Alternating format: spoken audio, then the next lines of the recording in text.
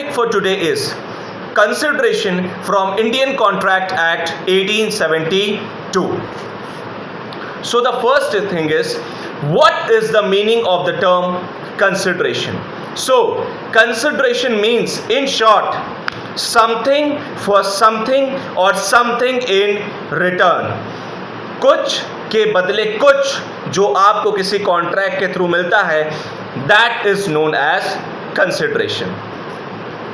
Let's take an example. अगर मैं आपसे कहूं, would you like to purchase this pen for 20 rupees? If you say yes, then we have entered into a contract. अब आपको यहां पे इस कॉन्ट्रैक्ट में क्या मिलेगा? ये पेन. तो ये हुआ आपका कंसिडरेशन. और मुझे क्या मिलेगा? 20 रुपीज. वो हुआ मेरा consideration. So this is known as consideration. Something for something or something in return. There is a famous statement that consideration is considered to be the cardinal necessity in the formation of any contract. यानी किसी भी contract के अंदर अगर कोई चीज है जो सबसे ज्यादा एसेंशियल है, सबसे ज्यादा आवश्यक है, तो वो है कंसिडरेशन. यहां तक कि यह भी कहा जाता है कि no consideration is equal to no contract. अगर किसी कॉन्ट्रैक्ट के अंदर कंसिडरेशन नहीं है तो ऐसा कॉन्ट्रैक्ट नहीं किया जा सकता, ऐसा भी कहा जाता है. हाउएवर, ये मैं पहले ही बता दूं कि देयर आर सम एक्सेप्शंस. कुछ एक्सेप्शंस हैं जिसमें अगर कंसिडरेशन नहीं है तो भी आप कॉन्ट्रैक्ट कर सकते हैं, जिसके बारे में मैं अभी इस वीडियो में आपको आगे बताने वाला हूं. Now, let's talk about section number 25 of the Indian Contract Act 1872. Section 25 कहता है कि an agreement without consideration is void. So, यदि कोई एग्रीमेंट हुआ है और उस एग्रीमेंट में कंसिडरेशन इन्वॉल्व नहीं है, तो इस तरह के एग्रीमेंट को वॉइड कंसिडर किया जाएगा. वॉइड का मतलब क्या होता है?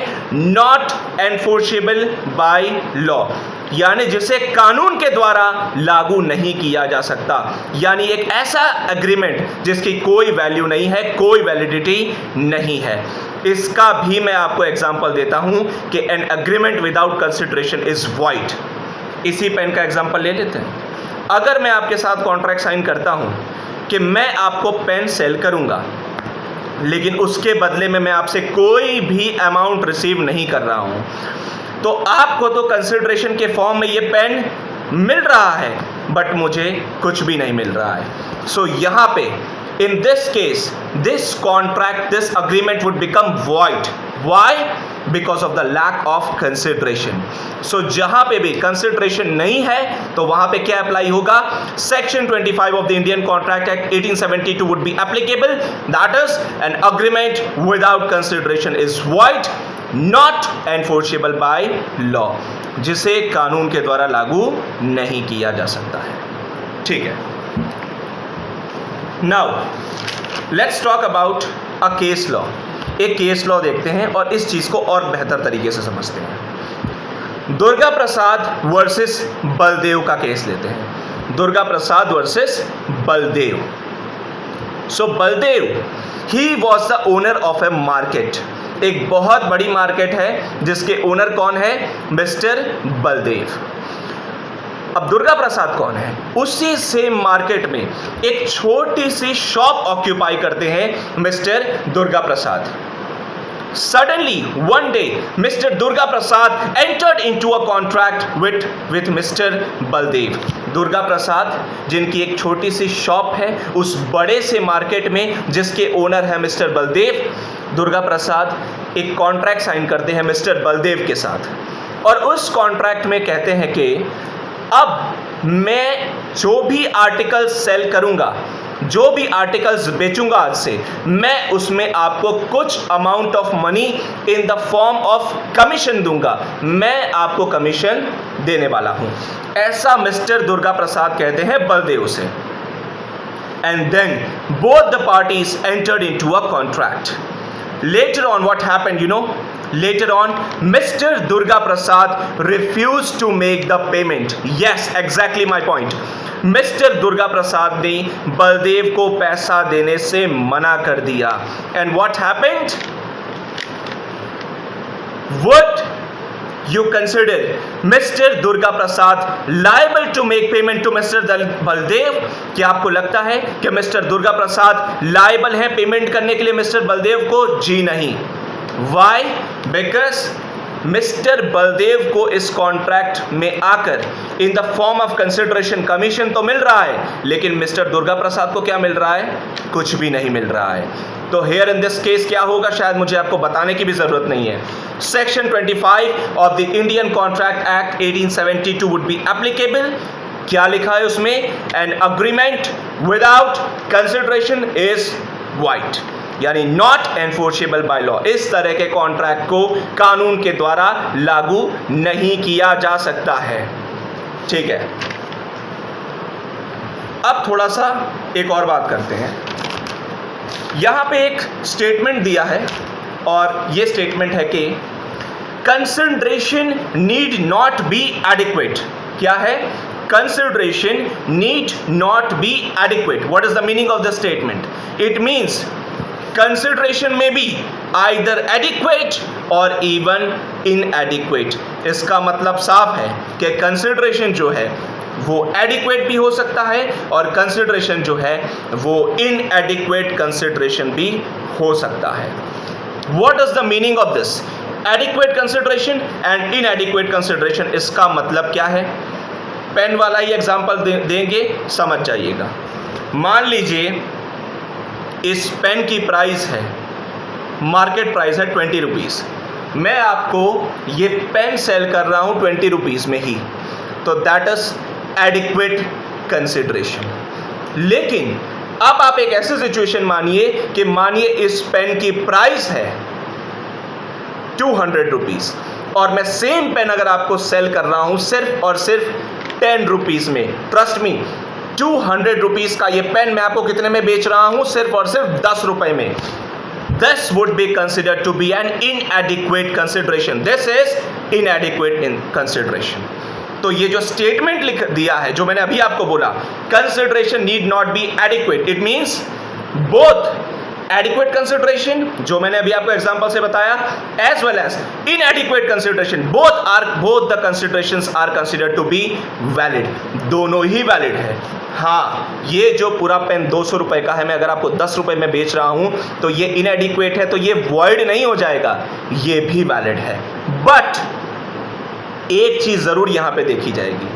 सेक्शन नंबर 25 का एक्सप्लेनेशन नंबर 2 अगर आप देखेंगे, जिसे मैं रीड पूरे नहीं करूंगा लेकिन एक्सप्लेन कर देता हूं। यहां पे ये जरूर देखा जाएगा कि वॉज देयर फ्री कंसेंट और नॉट। जी हां, यहां पे ये देखा जाएगा कि अगर कोई पर्सन इस 200 रुपए की पेन को सिर्फ 10 रुपए में सेल करने के लिए एग्री हो गया है, क्या उसकी फ्री कंसेंट थी या फ्री कंसेंट नहीं थी? और एक बात समझ लीजिए, यहां पे here I am using the term free consent, I am not using the term consent. मैं यहां पे कंसेंट नहीं बोल रहा हूं, मैं बोल रहा हूं free consent. When it comes to law, एक एक वर्ड इंपॉर्टेंट है। There is a difference between the term consent and free consent. दोनों ही टर्म्स का मीनिंग एक नहीं होता है। Consent is something which is different from free consent.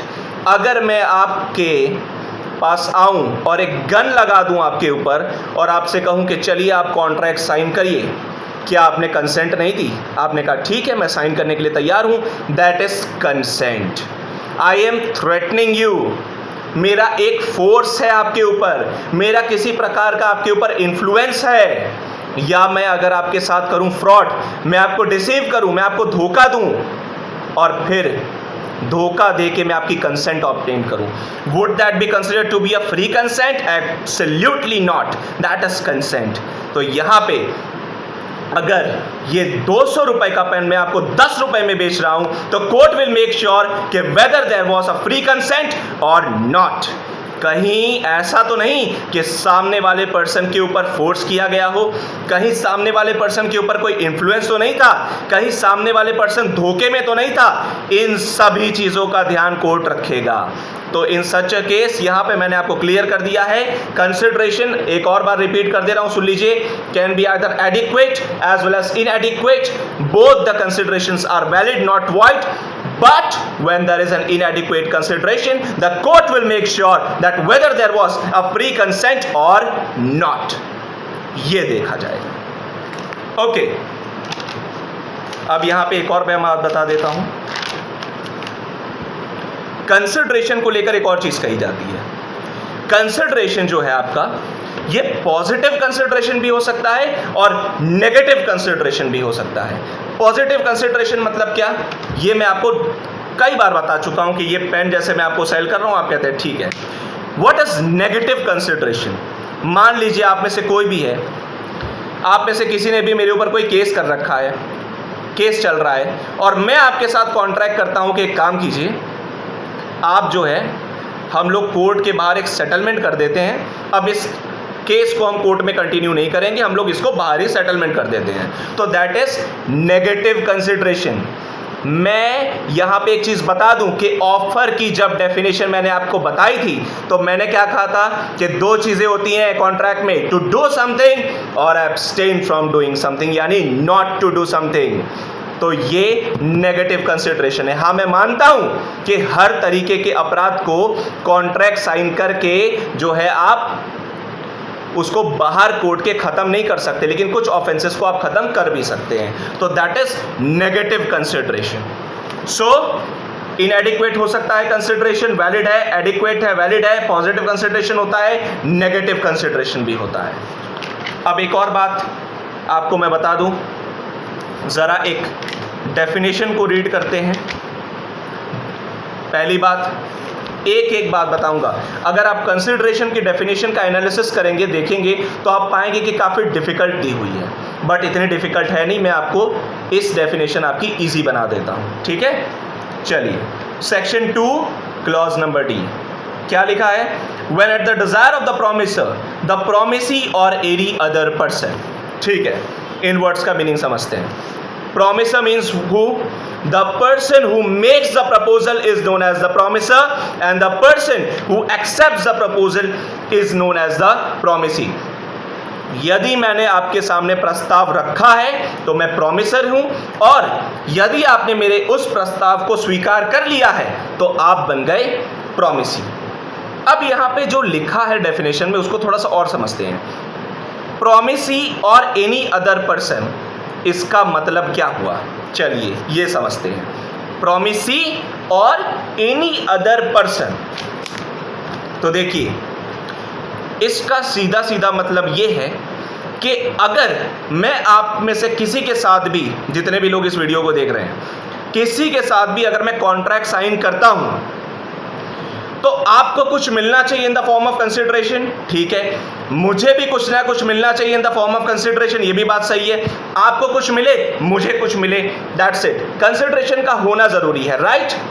लेकिन इट इज पॉसिबल कि आपको जो भी चीज मिल रही है, ये जरूरी नहीं है कि आपको मुझसे ही मिले और मुझको आपसे ही मिले, ये जरूरी नहीं है। I repeat this for you, जिसको नहीं समझ में आया, अगर मैंने आपके साथ कॉन्ट्रैक्ट साइन किया है, आप में से किसी के साथ भी, तो आपको कुछ मिलना चाहिए, मुझको भी कुछ मिलना चाहिए, लेकिन आपको मुझसे ही मिले और मुझको आपसे ही मिले, ये जरूरी नहीं है। हो सकता है कि कोई थर्ड पार्टी हो, सी नाम की, डी नाम की, ई नाम की, उससे हमको कुछ मिल जाए।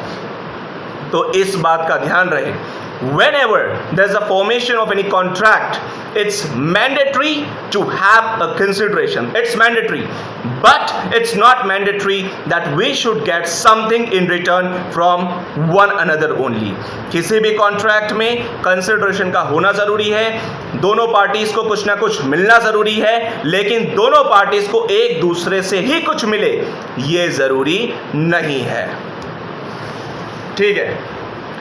अब इसका केस देख लेते हैं। एक फेमस केस है, इस केस का नाम है चिन्नैया वर्सेस रमैया। प्रॉमिसी और एनी अदर पर्सन, जो स्टेटमेंट लिखा है वही समझा रहा हूं मैं आपको, एक एक टर्म का मीनिंग। चिन्नैया वर्सेस रमैया, इस केस को देखते हैं, एक बार में समझने की कोशिश करिएगा। देखिए, इस केस में एक ओल्ड लेडी होती है, एक बुजुर्ग महिला है, she gave away her property to her own daughter, that is Ramaiah.